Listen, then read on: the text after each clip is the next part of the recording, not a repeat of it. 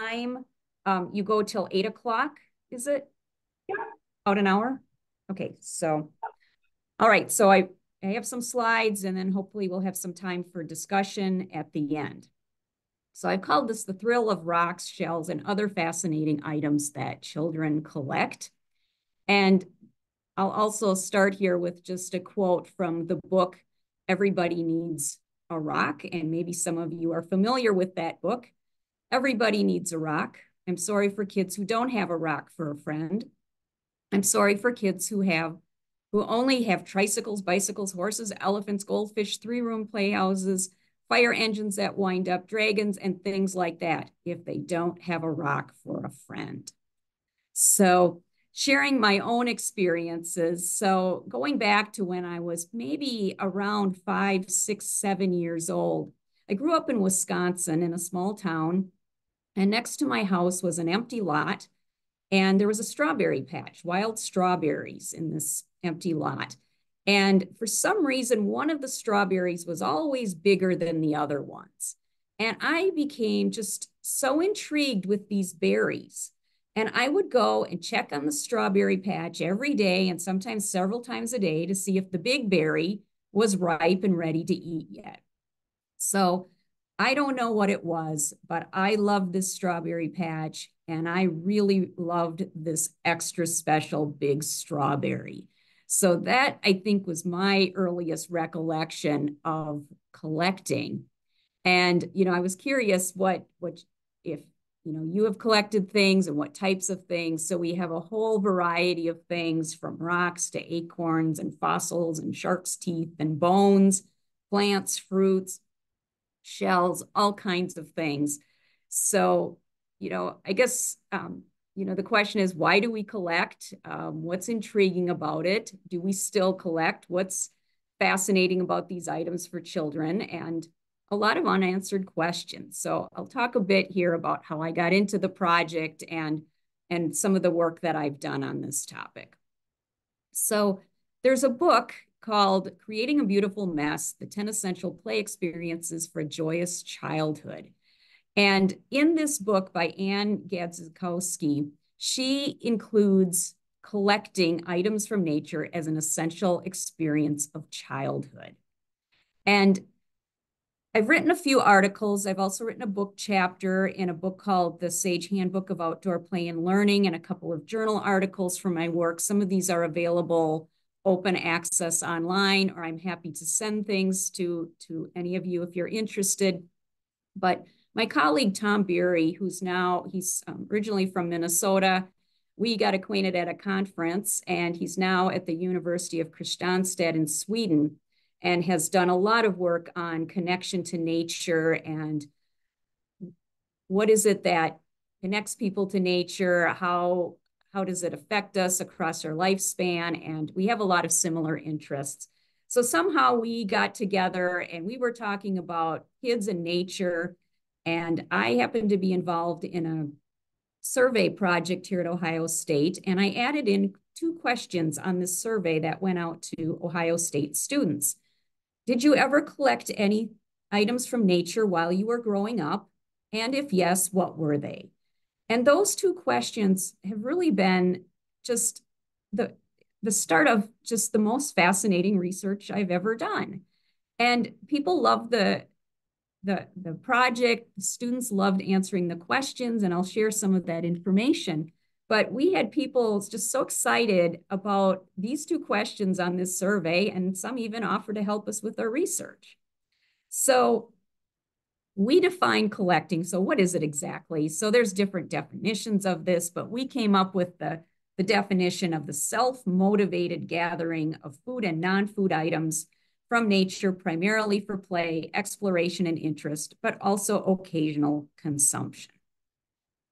So what is collecting? Some have described it as a serious form of play, a passion, a challenge, an obsession, a natural instinct, an extension of the self, a normal part of life. And the way I felt when I was in that strawberry patch was that it was an emotional thrill. And maybe finding those shells or acorns or whatever it was when you were a child, or even today, there's a feeling of just thrill involved. So it's a common behavior. And from the work that we've done, and it's with college students, it's not representative across the United States or even across the lifespan. But what we know is that it's a pretty common behavior. And from our work, we found about 80 to 90% of people have said, yes, they've collected something as children from nature. So it's a pretty common behavior, but we really don't know that much about it. So we don't know about the behavior itself. We don't know what the meaning of items is for people. We don't know why exactly children collect. And we don't know that much about the benefits of collecting in childhood and later life. And so I'm going to talk about some of these things. And then also, like, what can we do to encourage it, to do it in a responsible way, and to help others and to, I think, also just, encourage people and really connect collecting with just protection and care of nature. So this first study we did was with Ohio State students. A survey went out to about 1,200 Ohio State students, and about 80% said that they had collected at some point in their lives. And we counted over 140 different items that people collected, and then we categorized them into 19 categories. We also did a little bit of statistical analysis. We found some gender differences. So girls tended to collect flowers and leaves, and boys liked sticks. And I think there was no difference with rocks, but sticks and things used a little bit more aggressive types of play. And I think some of the living creatures, there were some gender differences. We also were able to associate collecting with a higher connection to nature score. So it was just kind of a basic measure, but we also just identified that people who collected seemed to indicate a higher feeling of connection to nature now in their lives. And then I think the most fascinating thing, at least for me, and I think my colleague as well, was that there were all these unsolicited responses that indicated so much enthusiasm and detailed recollection of experiences and places when they were younger. So again, we asked, like, did you collect anything? If so, what was it? But people elaborated and went on and on and on about, well, not on and on and on. It was a limited space to write, but they wrote much more than we had even expected. So we then had to ask, like, why was there all this enthusiasm? And why did people remember all this detail? How did they remember all this detail when, other memories fade away over time? And they were telling us all kinds of detail. So vivid detail. So not just that they collected rocks, but they collected heart-shaped rocks, and they collected pink rocks, and they collected smooth rocks, and they collected pretty rocks, and they collected rocks that gave them good luck. And they told us where they collected these rocks and who they were with when they collected the rocks, and all these details that we never even asked for. So we thought, maybe we're onto something here. So this is what we found. So again, it was about 1,200 people in all who answered questions. And this was done in 2012, so a little over 10 years ago. And so about over 3/4, 75 to 80% said they collected rocks and stones.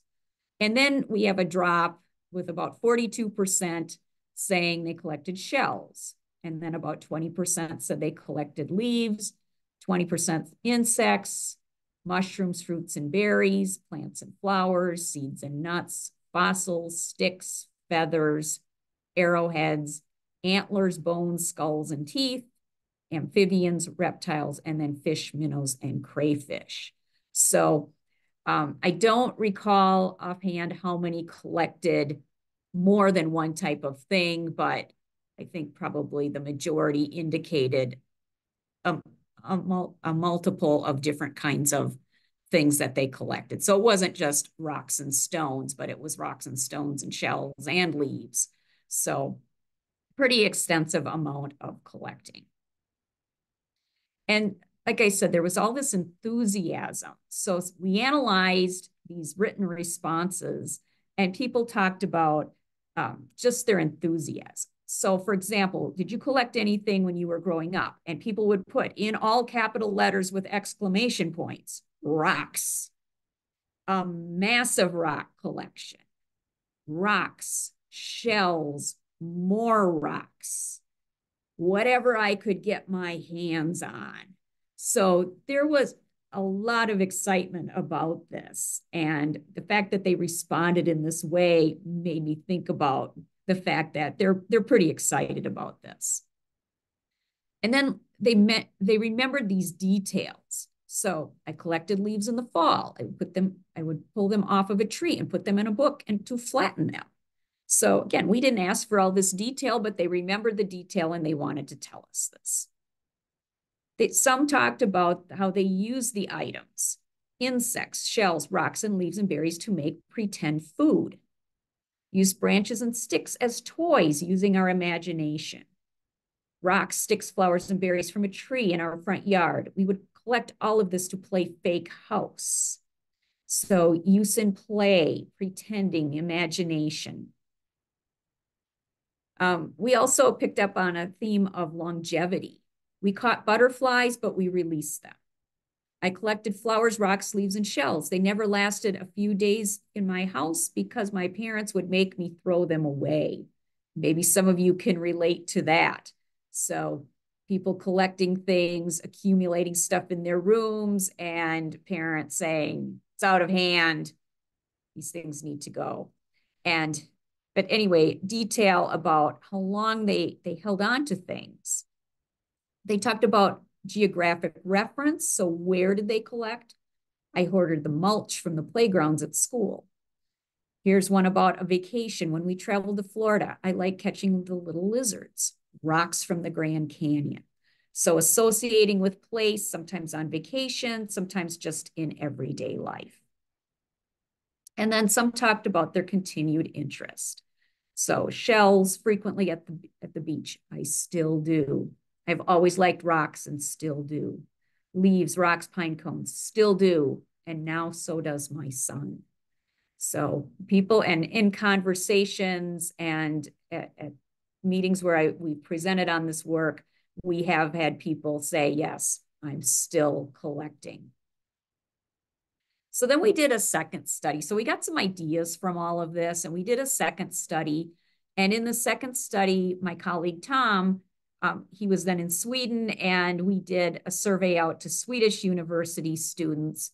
And this was about, I think it was close to 400, 380 or 400 students who answered a survey. And then Tom also did some interviews with people because he was really interested in the connection with place and where people collected and place-based memories and special places and the role of place in connection to nature and developing a connection to nature. So in this study, we found that about 85% of people said they collected occasionally or more often, and only around 2.5% said they never collected anything.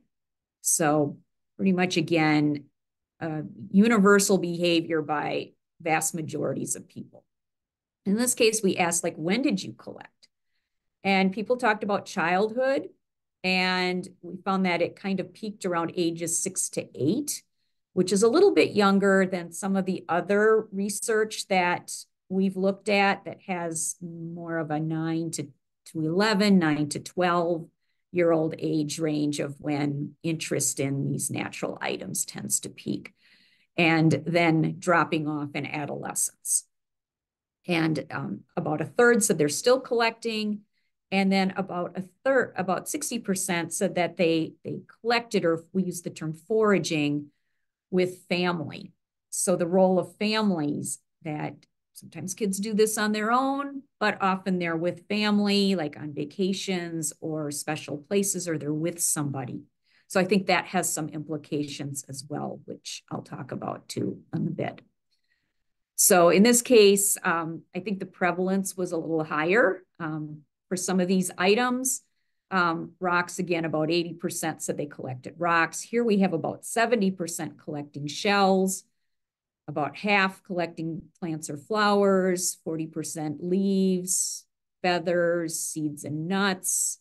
About a third saying they collected sticks, mushrooms, fruits, and berries, fossils. Quarter saying they collected insects, and then a lesser percentage saying live creatures and animal parts. So it could be, how the question was asked. It was asked a little bit differently in this study, but also the fact in Sweden, there's more access to public land. And it just may be that there is actually a higher amount of collecting there than in the United States. So, but still, people are collecting items from nature. So I kind of think about this as like a mystery to be solved, because collecting is such a common activity with so many memories associated with it, but there really isn't very much research. And so in this book chapter that I had written in this book of outdoor play and learning, I delved into a lot of past research, what I could find on children's collecting behavior. And this was not just looking at natural items, but it could have been other things as well. So I found a number of studies that went back over 100 years. So in the early 1900s, from about 1900 to 1930, there were a number of studies done, and in some cases with thousands of children, asking about what do you collect? And I'm thinking that maybe at the time, maybe it had to do with, I don't know if there was growth of museums at that time, but also more consumer items being mass produced and things. So collecting stamps was very common. Cigar bands were very common with boys. So I'm not really sure, but it was early work, and some of the methodology was not, perfect, but these studies did give some insights into children's behavior and interests at different points of time in childhood. So what are kids interested in when they're young children and preschool age versus when they're older, and how interest drops off in adolescence, and how purposes of collecting change over time from like simple accumulation to actual interest and study of a particular type of item. So then I didn't find anything again until the 1990s. And this research on children's collecting had to do with consumer behavior. So some of these studies were in, and there weren't that many, but there were like in consumer journals or business journals, and they were related to consumer behavior and also relating to like children's cognitive development and how children can sort and classify and differentiate items. So that was interesting. There's a 1995 study on children's foraging done by a Canadian researcher. And this person had connected foraging of natural items with increased biodiversity knowledge in school. So I don't believe that's ever been replicated. And the person has not done any further research in this area, to my knowledge. And then also more recently, we found examples of stories and recollections, autobiographies, where people have talked about collecting items as children. So I paid attention to those things. And then some of the design manuals for outdoor play spaces have talked about free access and having items to play with and hands-on types of experiences with nature. But there's just really so much that we don't know. And that's why I think it's this mystery to really solve, to learn more about it, if we want to learn more about it. Maybe it should be left a mystery, not sure. So just to share another example of something I collected, and for you to think about, and you can put this in the chat box too if you'd like. did your collected items have special meaning for you? And to think about like, what was the lure of these items for you? Like what attracted you to these items? And, maybe you don't know what it is. So like when I was in elementary school, and maybe at this point, about the ages of 8 to 10, there was this chestnut tree on the school playgrounds at the elementary school where I attended. And I became really intrigued by these chestnut pods. And then I discovered the pod would open up and there would be these really smooth, silky chestnuts inside. So I would like, I don't know, explore around the chestnut tree during my recess time. And then after school, I would stay around after school and I'd pick up these chestnuts and the pods. And then I'd take as many as I could home with me. And then I'd take them into my room and I'd count them and I'd touch them and I put them in a box right next to my bed where they'd be safe. And, I don't really know what it was about this particular item that attracted me. It might have been the texture. It might have been the pod and opening up the pod. But, what was it? I don't know. And, to think about what leads a person to remember these vivid details years later when other experiences fade away. And this tree is no longer there on the school grounds. But when I am back for a visit, I drive by the school and I look at the playground and I see if that tree is there or not. Of course, it's not there anymore, but it brings back those memories. And so I'm not sure what it is. And that's that mystery I'm trying to solve for myself. So I think there's a really strong emotional bond with why children collect. Oops. So is it mainly just about these sensory experiences of, touch, of smell, the colors and fragrances and, is it something about that? Maybe even how things taste. So if you think about just the incredible uniqueness and diversity of items that are found in nature, these items are really captivating. And for a child, and even for us as adults, it's really exciting. And there's just so much to learn and discover and just the awe and wonder of nature. There's also, the idea about, is it just something instinctual in us? Are we still hunters and gatherers at heart? And there's just something in us that wants us to find these things and accumulate them. I don't know. This idea of biophilia, if you've heard of this term about this inherent love of nature, that we're inherently connected to nature, we want to be close to nature. So is there something about that? Something innate within us that draws us to natural items and nature? Is it just curiosity? Is it something related to accumulation and wanting to just have stuff? Is it related to, for kids, the function of, for play?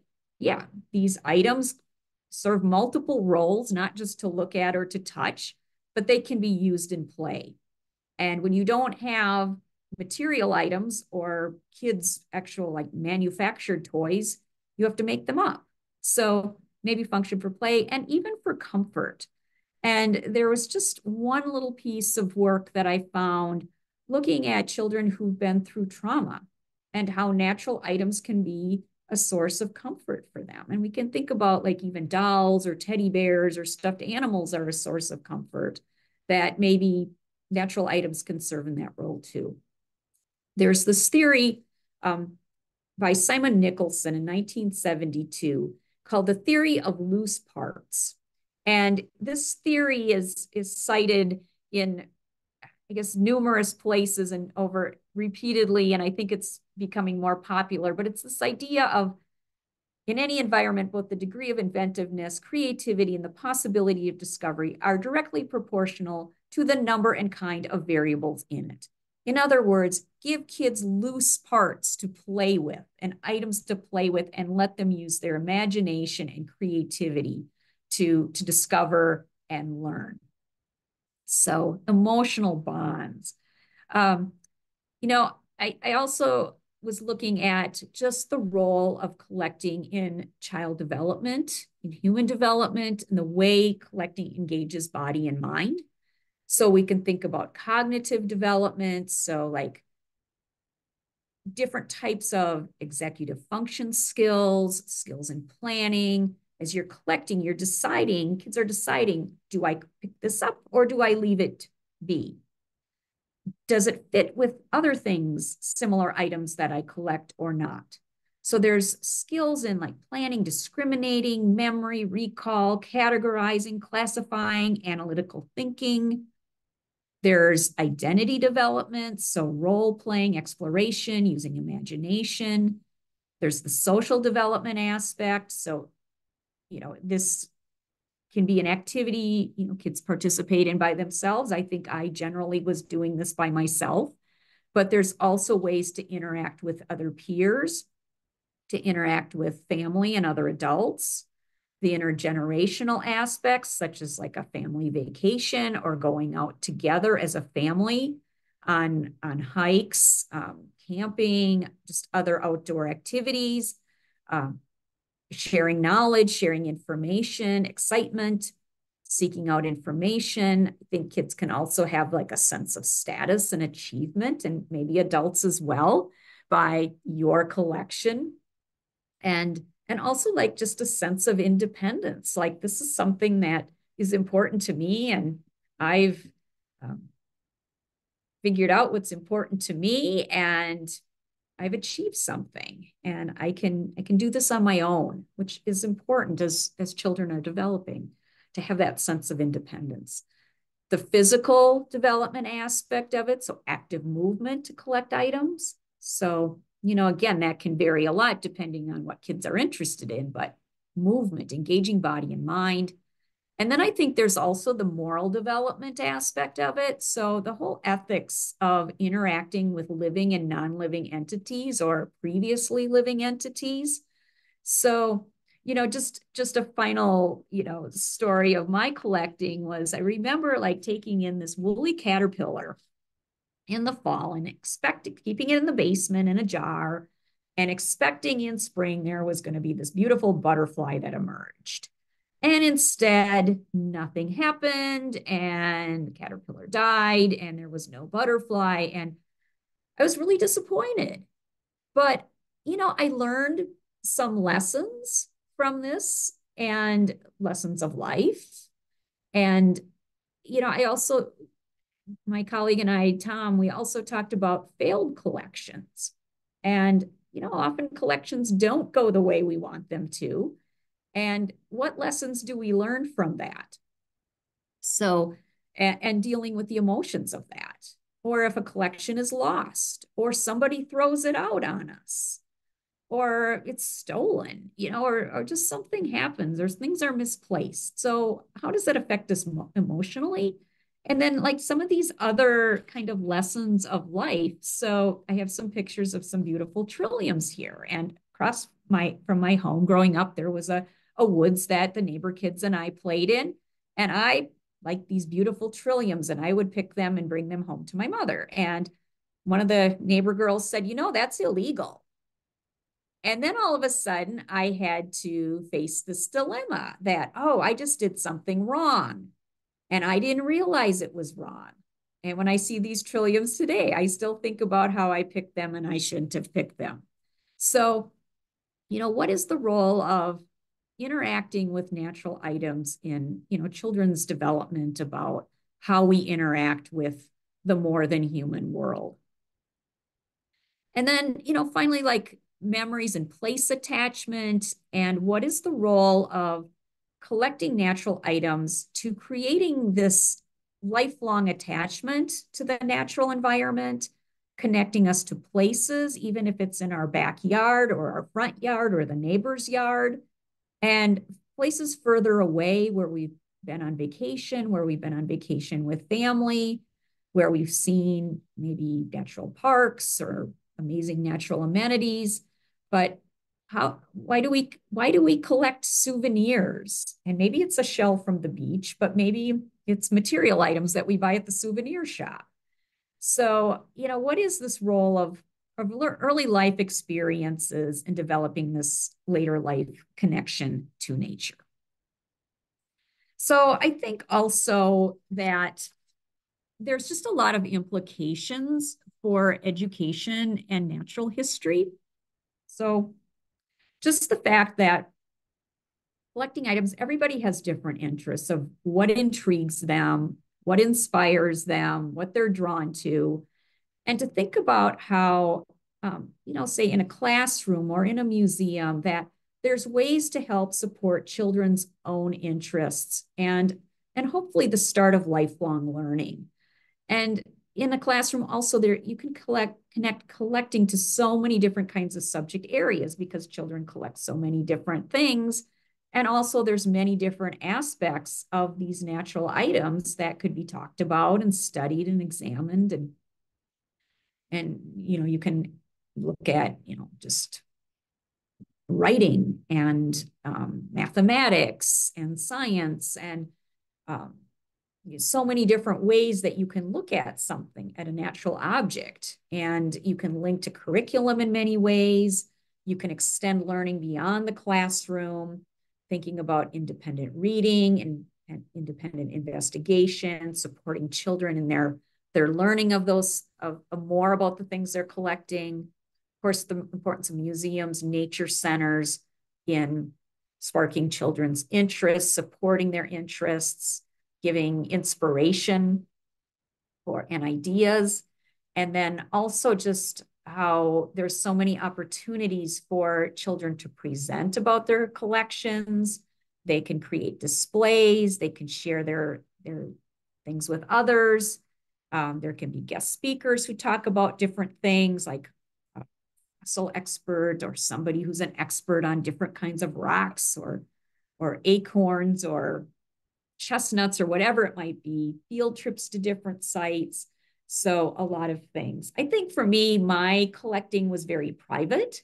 So I don't know if I would have wanted to get up and talk about it, but maybe if other people were talking and sharing, maybe I would have opened up about it and I would have been encouraged to pursue more interests in some of the sciences by thinking about trees and natural processes.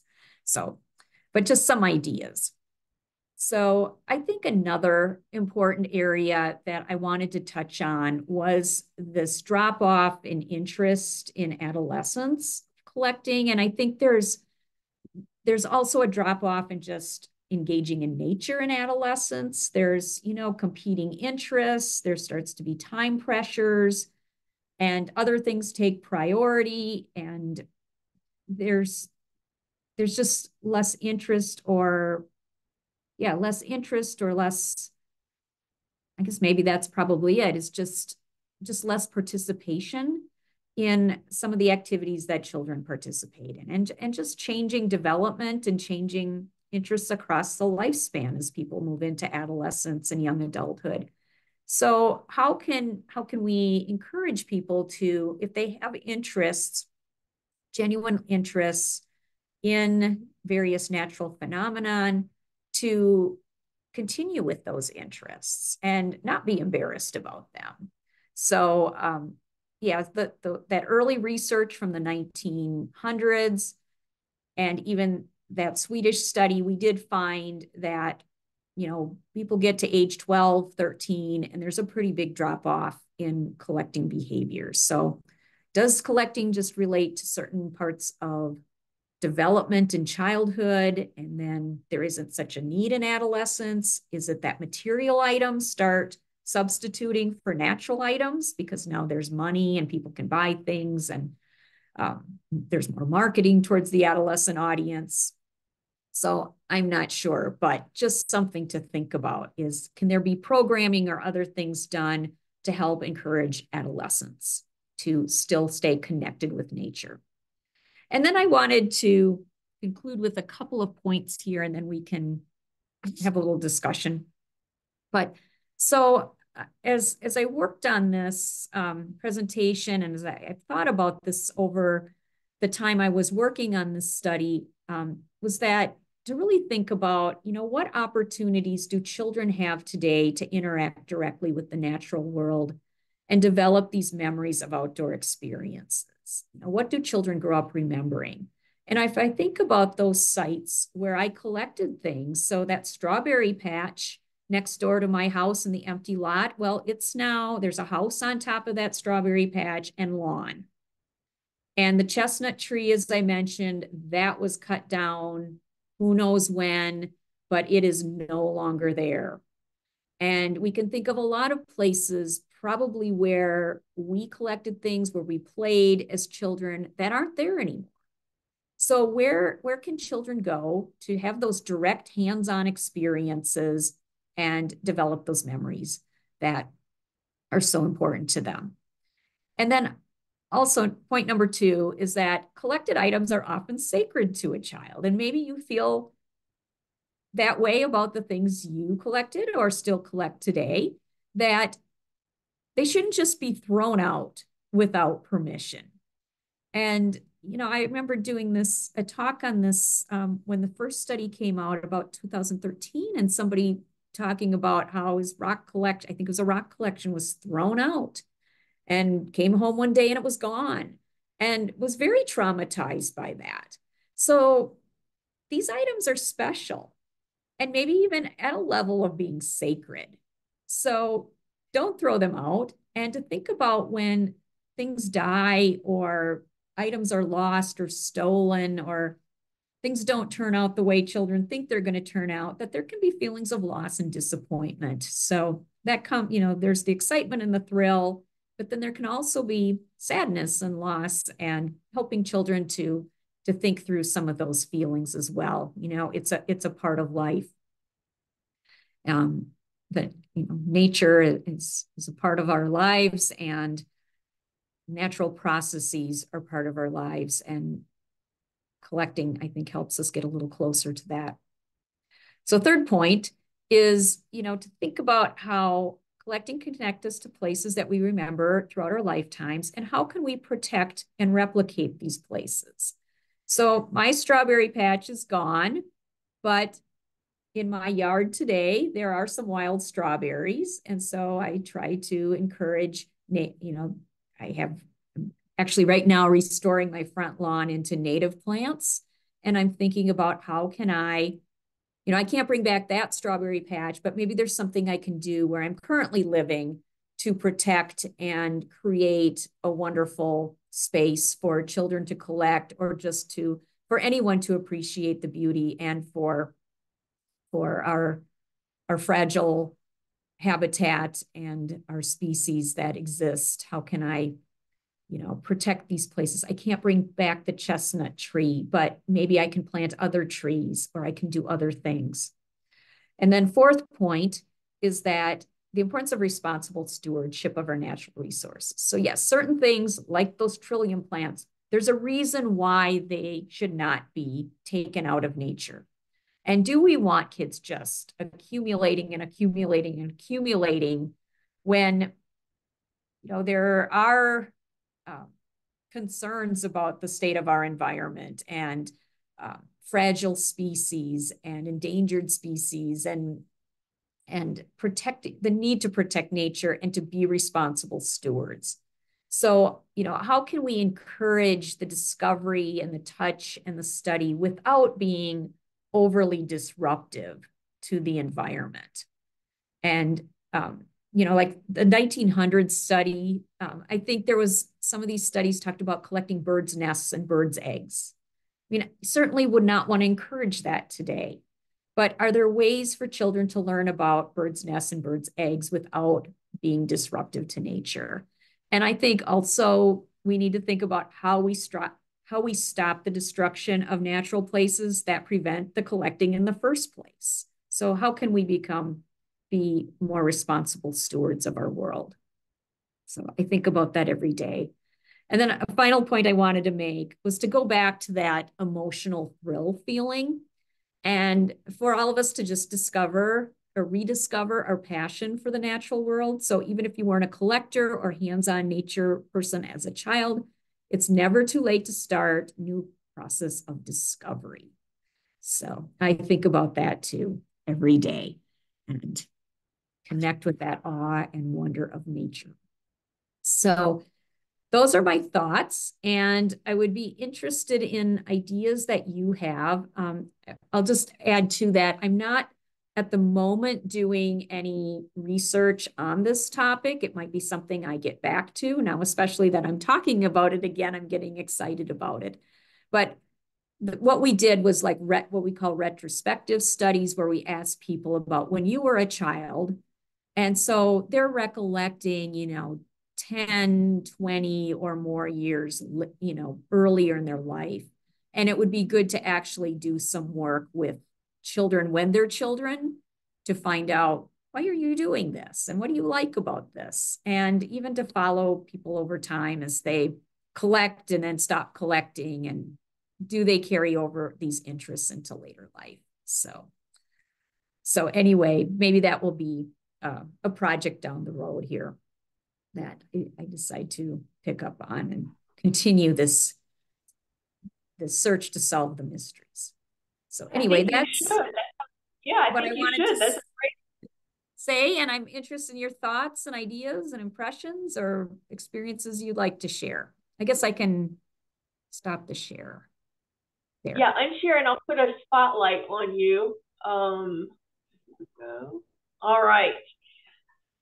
Wonderful. Thank you. That was so much to think about.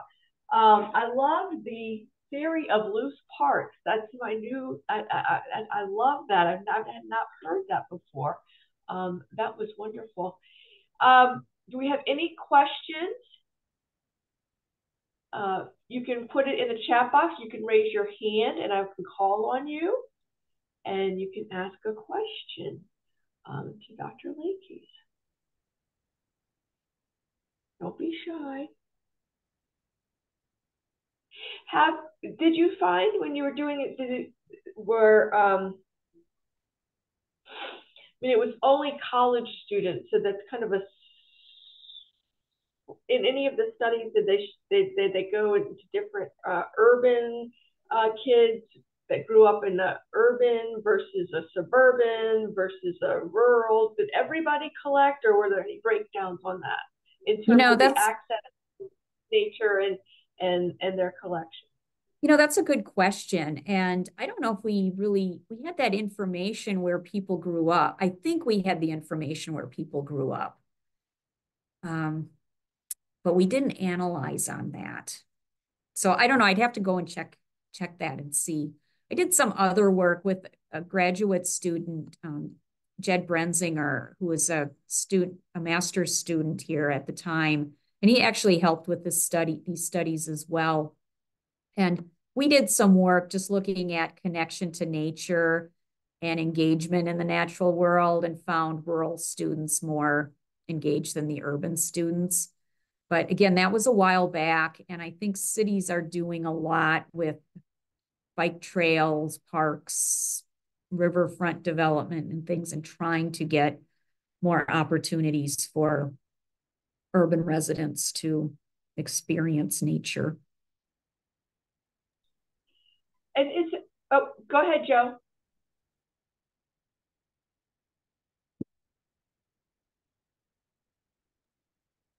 I was going to ask whether or not there was any difference between the educational or the profession of individuals as far as their collecting or what they enjoyed about collecting or the items they collected. Whether you saw any difference in people who had college degrees or people who grew up in a rural setting or people who were doctors versus automobile mechanics or teachers or things of that nature? Right. That's a great question, but no, we don't have that information to be able to answer that question. So I know, like, just looking at some of our graduate student applications, A lot of people talk not necessarily about collecting, but just the importance of being in nature when they were growing up, that was important. But yeah, I think that's a really good question. And to look at, like, maybe it's those loose parts that, people are mechanically minded and grow up and move into careers where they're fixing things. Mm-hmm. Yeah, I really don't know the answer to that, but I think it's a great question. Do you happen to have any idea as to when collection becomes a compulsion? Well, that's another great question. And, so some of the stuff that I was reading as I was working on all of this was, it's not just natural items, but consumer items. And yes, you can get into issues around hoarding, compulsion, yeah, things getting out of hand where these collections become unmanageable. So I don't know what else I can say about that, but there's a little bit that I came across when I was working on the background research for this project. And as a person who was born and raised in Ohio, yes, I did collect Buckeyes when I was growing up in Ohio. So it is a unique thrill to open up a Buckeye and get this big, shiny brown nut that will grow into a tree if you're lucky enough. My first day of work here, I was given 2 Buckeyes Okay. for good luck. Okay. Great. Thank you. Kristi, I want, as somebody who is involved with acting as a bridge or a conduit for people into nature and trying to foster those connections, it's that thrill of finding something and that emotional connection. I see that across the ages. From when we take people out fossil hunting, they could be the kids or have the same experience and the same joy, just an amazement that the adults have of all ages. So that was always something that, that when we talked about where that cutoff came from, is that I guess life takes over and you have other responsibilities and you can't just go out there and have as much free time as you did as a child and collect and play.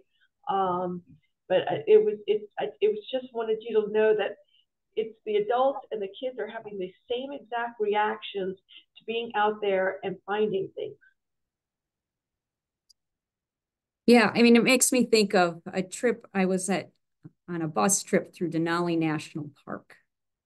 And I think it was almost all adults on this trip, but we were, seeing wildlife and just how excited people got when we would see something, a wolf or a sheep or something.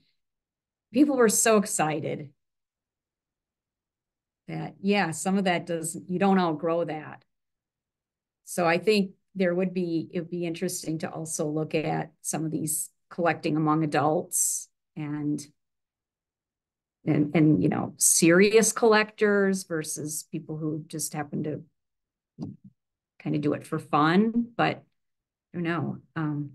I see a couple comments here, collecting pennies, soda bottles, but not necessarily nature. Yeah, I mean, there's all kinds of collections. And yeah, why do people collect some of the things that they collect? And, just thinking about my own family and some of the things that people collect, of no interest to me, but they're totally fascinated by these things. Yeah. Yeah. Kids being, spontaneously instead of being assigned or told to collect. Pokemon. I don't know what I think about that. Just that our metro parks here were full of people doing Pokemon when that was popular. And people who had never set foot in some of the parks were now in the parks. and the parks were kind of overwhelmed, I think. So I don't know if, these people went back to the parks or they just went for the game, or if it did something to spark interest in being back in the park and spending time there. I'm not sure. So I'm not sure quite how to answer that. But yeah, I mean, there's all kinds of things that fascinate us and engage groups of people in different ways. I think about like the fun of scavenger hunts, or even like getting a card and you have like these passports and you have to get stamps, and can you get all the stamps on your card? And it's kind of like you're collecting or accumulating all those stamps. And I always find that kind of exciting. So all kinds of things that we can do. You mentioned earlier about the DNA and that connection. I mean, are there any more studies in terms of, we had in the early days when we were hunters and gatherers, it was the survival mechanism to be able to go out there and collect and understand what was out there, and for eating or for food or for tools, and learning that. Is there any other parts of your study or research that has come up with that, a connection that it's kind of hardwired into us, as part of our need as being human? Yeah, I guess, we also, when we were working on this, also discuss like foraging societies where it isn't just for fun or for you're collecting things from nature because you need them for sustenance or medicinal properties, or other purposes rather than play or just interest. So it could be interesting to look at more traditional societies. I think there is also more of a newer interest, at least I see it with some of the students here, and even just some things I've seen around Columbus with workshops on foraging, like do a plant hike, and we're going to identify edible things you can find in nature, edible plants and berries. So there is some interest in that, and maybe there will start to be, I know one of my current graduate students is interested in foraging.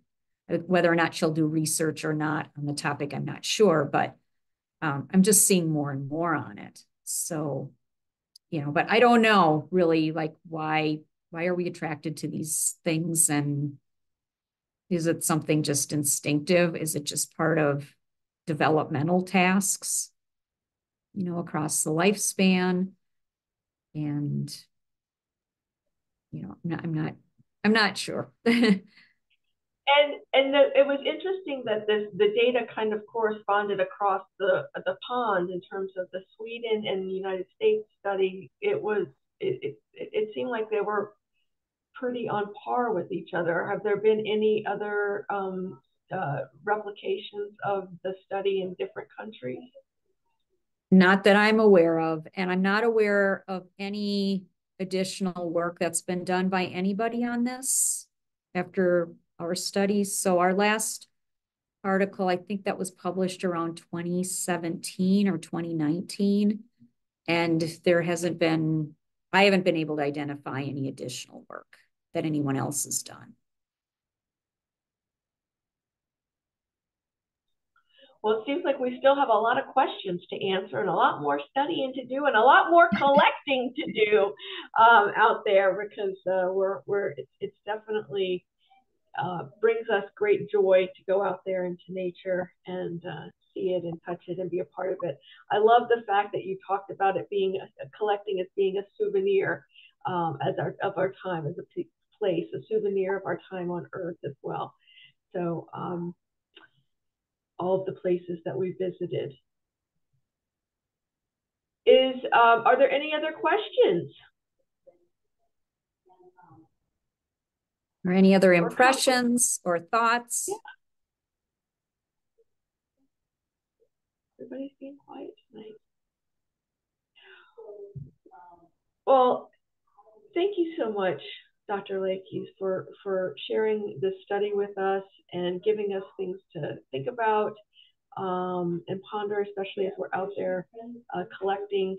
And if you are ever in Maryland, I'd love for you to come by and say hi to us at the Natural History Society of Maryland at our museum. Maybe our woolly mammoth will still be there.